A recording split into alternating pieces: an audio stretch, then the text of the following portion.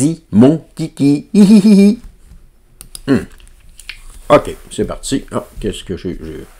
C'est ça qui se voit un peu. Alors, c'est ça.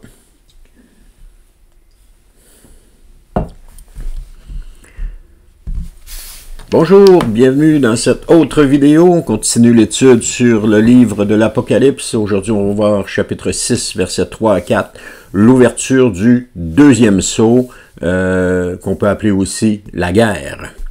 Donc, après la conquête trompeuse du premier cavalier, voici que le second sceau est brisé. Et dans un silence solennel, un nouveau cavalier apparaît chevauchant sur un cheval roux. Il ne vient pas pour séduire, mais pour frapper.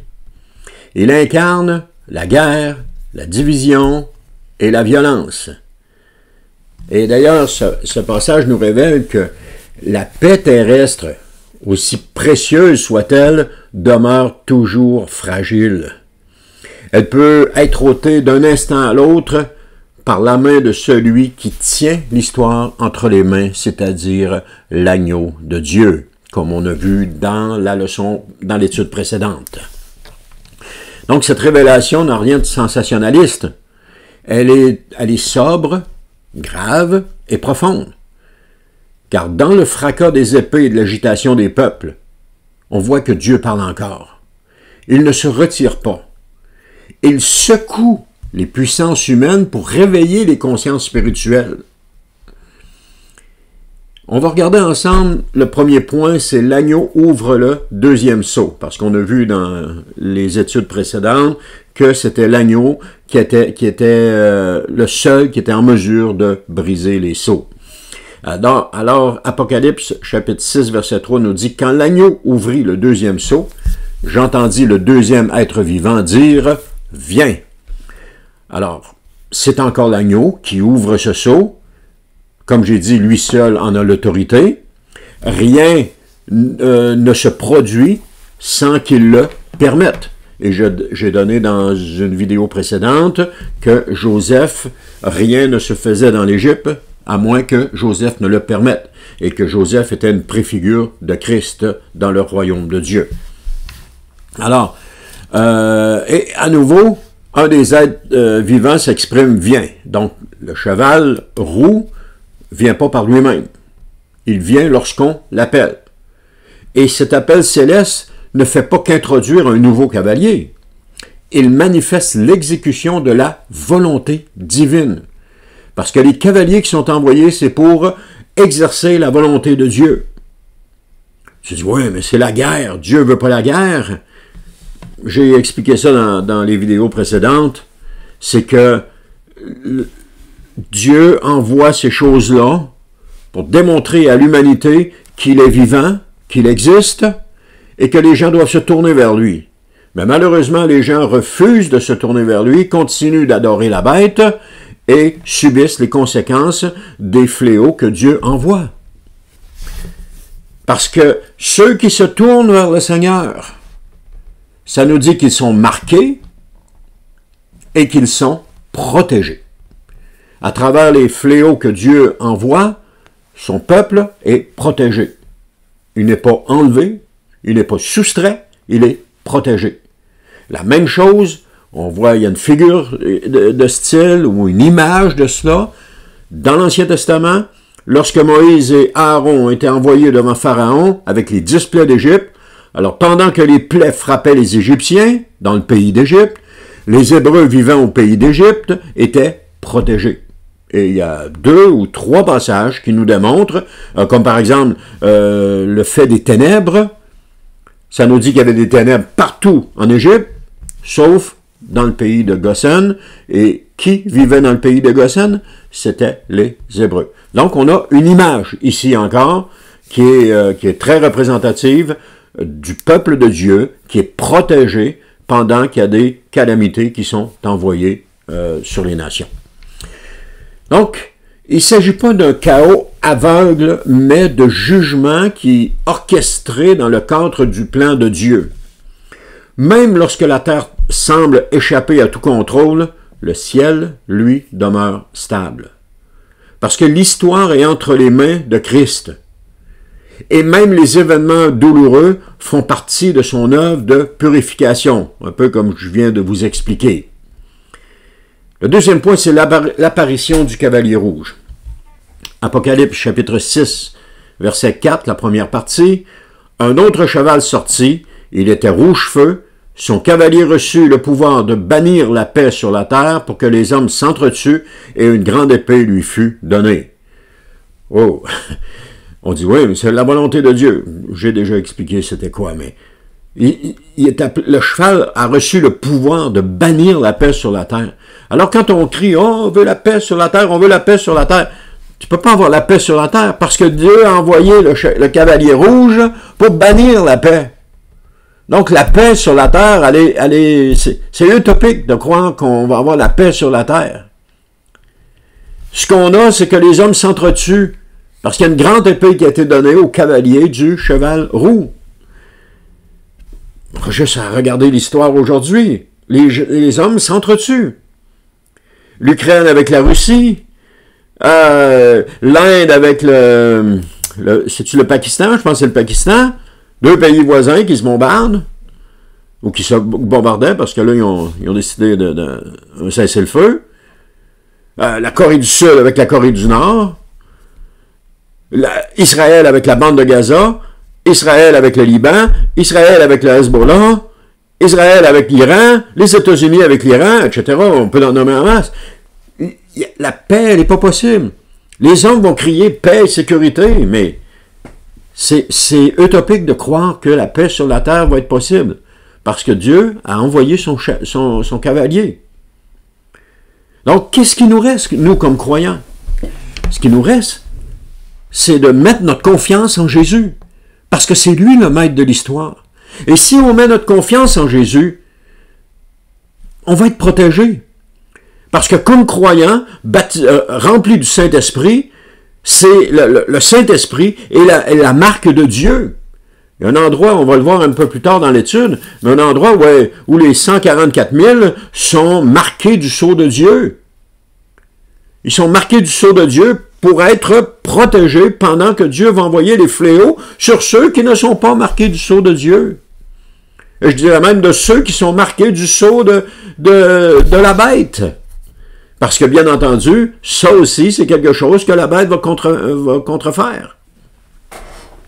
Donc, après le cheval blanc, vient le cheval roux. Le roux évoque aussitôt le sang, la violence, les conflits. Et dans la Bible, cette couleur est souvent associée au jugement. On voit ça dans Ésaïe 63, versets 2 à 3. Ou encore à l'opposition spirituelle. On voit ça dans Apocalypse chapitre 12, verset 3, quand il parle du dragon rouge. Le cavalier vient pas par lui-même. Ça, c'est important. Il est envoyé. Il suit logiquement ou chronologiquement, on peut le voir de même, la suite, il suit le premier. Donc, après la séduction vient le conflit. L'histoire humaine l'a toujours confirmé.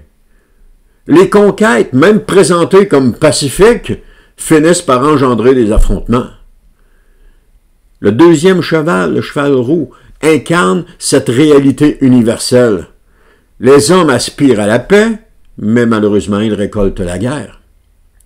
Et derrière les luttes visibles se profile la dimension invisible d'un jugement en cours. Parce que leur cavalier reçoit un pouvoir. Il ne l'a pas lui-même, il n'y a pas le pouvoir en lui-même. Il lui est confié. Il a pour mission d'ôter la paix. Ça peut être difficile à accepter quand on pense que notre Dieu est un Dieu d'amour, mais c'est la réalité. C'est ce que ce passage de l'évangile, du livre de l'Apocalypse nous enseigne. C'est donc pas une guerre suscitée uniquement par des ambitions humaines, mais une guerre qui entre dans le cadre permis de Dieu. Maintenant, il ne s'agit pas d'un Dieu cruel, mais plutôt d'un Dieu juste. Un Dieu qui laisse le péché suivre son cours pour révéler les conséquences de la rébellion. Maintenant, l'expression « afin que les hommes s'égorgent les uns les autres », ça va plus loin qu'une guerre classique, là. Elle désigne aussi des conflits internes, des guerres civiles, des haines collectives.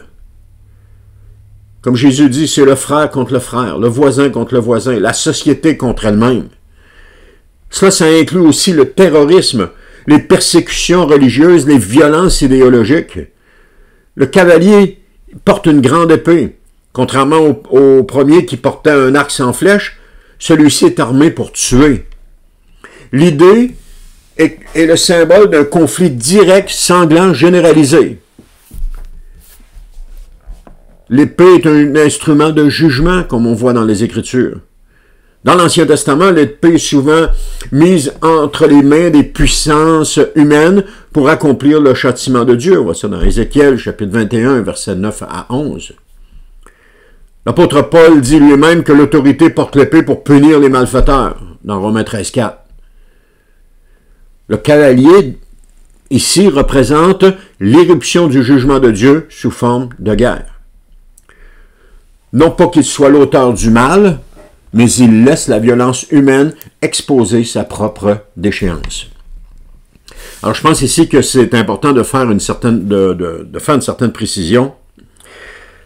Le dispensationalisme, dans sa théologie, disons, fantaisiste, prend une semaine dans la prophétie de Daniel, qui est accomplie aujourd'hui, mais eux, ils disent que non, elle n'est pas accomplie.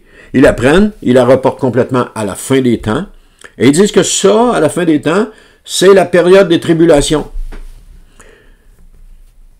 Oui, il va y avoir une période difficile de 3 ans et demi. La Bible nous en parle.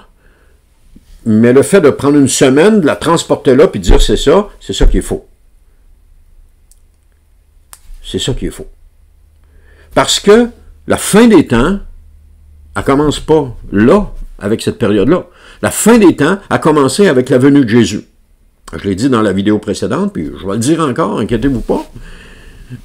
Elle a commencé avec la venue de Jésus. C'est ça que l'Épître aux Hébreux nous dit, et c'est ça que Pierre nous dit aussi, et que Paul nous dit aussi. Donc ces choses-là, le cavalier rouge qui est envoyé, il ne sera pas envoyé dans le dernier 3 ans et demi qui est là. Il est envoyé présentement. Les guerres qu'on voit dans le monde sont le résultat du cavalier rouge. Vous allez dire, t'exagères pas un peu, hein? Lisez la parole comme il faut. Intéressez-vous au livre de l'Apocalypse et vous allez voir. Alors, si la fin du monde a commencé avec Jésus, ces choses-là ont commencé aussi, et elles vont avancer et s'amplifier au fil du temps. Et nous, aujourd'hui, nous vivons la dernière période, la période finale de cette histoire. Nous sommes à la fin des temps. Et nous voyons que ces choses-là s'intensifient, et vont s'intensifier encore. Il y a eu, début 1900, la Première Guerre mondiale. Au milieu 1900, la Deuxième Guerre mondiale. Et là, les hommes, pas contents de cela, parlent encore d'une Troisième Guerre mondiale. Et l'Apocalypse nous parle c'est 2 fois 2 milliards de personnes, c'est 4 milliards de personnes qui vont être tuées. Il y a tout ça qui est là présentement. Là. Il y a tout ça qui... Alors, ce que je disais, c'est que les douleurs ont commencé là, ils vont aller en s'amplifiant, et toujours davantage en s'amplifiant. Ce que les apôtres ont connu au 1er siècle, avec la persécution contre les chrétiens, eh bien, on va la connaître aussi dans la fin des temps. Et ça, c'est une parole prophétique, on va la connaître. Dire que les chrétiens vont être enlevés avant que ça commence, c'est de la folie, pure et simple. Parce que tous les versets utilisés sont sortis de leur contexte. Donc, ça n'a aucune fiabilité scripturaire. Et ce que la Bible nous démontre, dans le passage de l'Évangile, de l'Apocalypse, ça nous démontre clairement que le peuple de Dieu est sur la terre pendant tout ce temps. Et qu'il va être retiré de la terre seulement et uniquement à la fin, quand Jésus va revenir pour établir son règne, et pas avant. Maintenant, il y a des chrétiens qui vont mourir. dans toutes ces choses-là qui vont se passer, je prends juste un exemple de même, si un pays lance une bombe nucléaire sur une grande ville, il y a des chrétiens dans cette grande ville, il y en a qui vont mourir. Mais c'est pas ça qui... c'est pas la mort n'est pas la fin. La fin, c'est le jugement final qui est la fin, avec l'âme qui périt. Alors ça, c'est la fin. Mais la mort en soi, il y a encore l'espérance du retour de Jésus dans la mort. Parce que lorsqu'on meurt, on a toujours l'espérance que Jésus va revenir. Parce que la Bible nous dit dans 1 Thessalonicien ou 1 Corinthiens, quand Jésus revient, les morts en Christ d'abord sont ressuscités. Et ils montent à sa rencontre. Et Paul va dire que les vivants qui restent encore en vie à ce moment-là, donc les vivants encore en vie, c'est parce que ça va avoir chauffé, là. Il y en a qui vont être morts. Les vivants qui restent encore en vie vont être changés en un instant d'un clin d'œil. C'est-à-dire qu'ils vont passer d'un corps charnel à un corps glorieux. Puis, vont être élevés à la rencontre de Christ dans les airs pour entrer dans la liberté, dans la vie éternelle avec leur Sauveur. C'est le programme. C'est ce que la Bible enseigne. Jésus revient au dernier jour, il est clair là-dessus dans Jean, à 3 ou 4 reprises dans Jean, il nous mentionne qu'il revient au dernier jour. Ça ne peut pas être plus clair que ça. Donc, les croyants ne sont pas enlevés avant que toutes ces choses-là arrivent. Maintenant, je continue. Alors, qui est ce cavalier rouge? Il y a 3 interprétations possibles. D'abord, certains y voient la succession inévitable des guerres humaines à travers les siècles. Depuis la chute, l'humanité n'a jamais cessé de se battre. Alors ici, on part à partir de la chute, l'humanité n'a jamais cessé de se battre. Sauf qu'il y a un petit problème ici, c'est que c'est pas, depuis la chute, c'est pas la fin. La fin n'a pas commencé avec la chute, bien que ce soit le début de la fin, mais c'est pas la fin n'a pas commencé avec la chute, parce que la Bible nous dit clairement que la fin a commencé avec la venue de Jésus. Ensuite, d'autres pensent à une guerre mondiale finale, qui précède le retour glorieux de Christ, une guerre ultime qui secouera les nations. Ça, on va le voir quand on va être rendu plus loin dans l'étude, quand on va parler d'Armageddon, de Gog et Magog, etc. Mais juste une petite parenthèse ici, ce qu'il faut faire attention, c'est que souvent, les dispensationalistes vont utiliser des prophéties de l'Ancien Testament, ils vont les sortir de leur contexte pour les appliquer à la fin des temps. Mais il faut regarder le contexte de la prophétie qui est donnée dans l'Ancien Testament. Et souvent, la prophétie concerne le retour du peuple juif dans la terre promise après l'exil à Babylone. Et quand on parle de l'envahisseur qui vient du nord, on parle des Assyriens qui viennent chercher Israël et l'amener en Babylone. Donc on a ça là, il faut faire attention. C'est pour ça qu'il faut toujours regarder le contexte du passage. Je veux juste vous encourager, prenez le temps. Aujourd'hui, les gens écoutent une prédication là, ils écoutent une là, ils écoutent une là, ils écoutent une là. Ils vont rien vérifier pantoute. Ils reçoivent tout ça. Et à travers tout ça, il y a plein de, on dit en anglais, de garbage. Il y a plein de garbage qu'ils reçoivent. Puis tout est correct, tout est beau. Ben ça a des conséquences sur la vie spirituelle, ça a des conséquences sur l'Église, ça a des conséquences sur nos croyances, ça a des conséquences sur notre spiritualité, sur notre foi, ça a des conséquences partout. De grâce, vérifiez. Vérifiez toujours ce qui vous est dit. Enfin, certains encore éditionnent des conflits spirituels, idéologiques, culturels, une guerre des esprits, des convictions et des valeurs. Alors, quelle que soit l'interprétation, une chose est certaine, ce cavalier n'est pas là par hasard. Il manifeste un jugement permis, voire déclenché par le ciel. Il est envoyé par le ciel. Il fait partie d'un plan plus vaste que nos yeux terrestres ne peuvent saisir. Et son but n'est pas seulement de punir, mais d'alerter, de réveiller, de pousser à la repentance. Le but des choses que Dieu envoie, les 7 sceaux, les 7 cavaliers, les 7 coupes, c'est de pousser à la repentance. Rien d'autre que cela. Alors, voyons pas des choses qui sont pas bibliques. Voyons principalement que ce qui est biblique. Malheureusement, les gens ne se repentiront pas. C'est ce que ça dit à quelques endroits dans l'Apocalypse. Je dis plusieurs, mais quelques endroits. Après tous les fléaux, ils ne se sont pas repentis. Ils ont continué à faire le mal. Bon, en conclusion, où plaçons-nous notre paix? Ce passage nous enseigne des vérités simples, mais profondes. La paix du monde est fragile, passagère, voire même illusoire. Elle peut être retirée en un instant. De même que nos libertés peuvent être retirées en un instant. Les hommes parlent de sécurité, mais l'histoire les contredit. Car seule la paix que donne Jésus est véritable. Prenons juste un exemple. Combien de présidents américains ont pondu des plans de paix pour Israël? Combien? Je dirais tous, depuis le siècle passé, tous ont essayé de trouver des plans de paix pour Israël. Est-ce qu'il y en a? Est-ce qu'il y en a? Il n'y en a pas. Toujours la guerre. Toujours la guerre entre Juifs et Arabes. Ça n'a jamais arrêté. La seule paix que donne Jésus, c'est la paix véritable. Il l'a dit lui-même dans Jean 14, 27, « Je vous laisse la paix, je vous donne ma paix, je ne vous la donne pas comme le monde la donne. » Ainsi, Apocalypse chapitre 6, versets 3 et 4 nous rappelle que nous devons regarder au-delà des circonstances.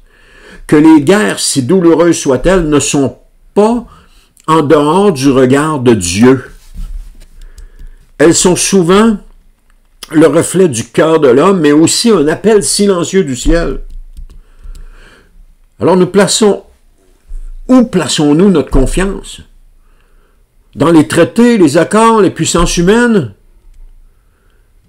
Combien de personnes ont placé leur confiance dans un individu, comme par exemple, combien d'Américains ont placé leur confiance en Donald Trump? Lui, il va tout arranger les problèmes. Malheureusement, c'est un homme. J'ai rien contre Donald Trump. Mais c'est un homme. Et ce que je m'aperçois, c'est que les hommes sont tous pareils. C'est pas eux qui dirigent, c'est le ciel qui les dirige. Et c'est ça qu'il faut comprendre. Ce qui se passe présentement dans le monde, le ciel est derrière tout cela.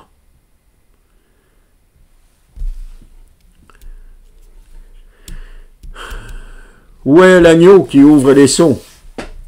Non.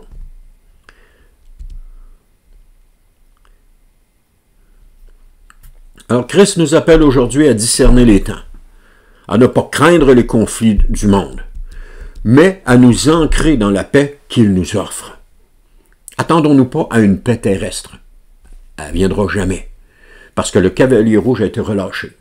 Elle ne viendra jamais. Ce que Christ nous offre, c'est une paix qui dépasse toute intelligence. Une paix qui demeure, comment dirais-je, attendez un peu, une paix qui demeure même lorsque le deuxième sceau est ouvert. Lorsqu'on place, je termine avec ceci, lorsqu'on place notre confiance en Jésus, le monde autour de nous peut s'écrouler, je demeure en paix parce que je sais que mon Seigneur va prendre soin de moi. Je connais avec mon Seigneur mon avenir. Mon avenir s'appelle la vie éternelle. Je n'ai rien à craindre.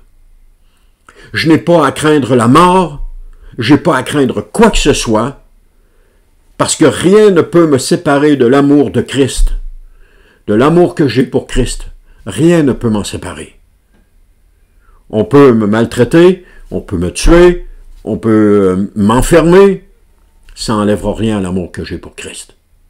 Vous voyez, la paix que Jésus donne, c'est ce qui surpasse toute intelligence.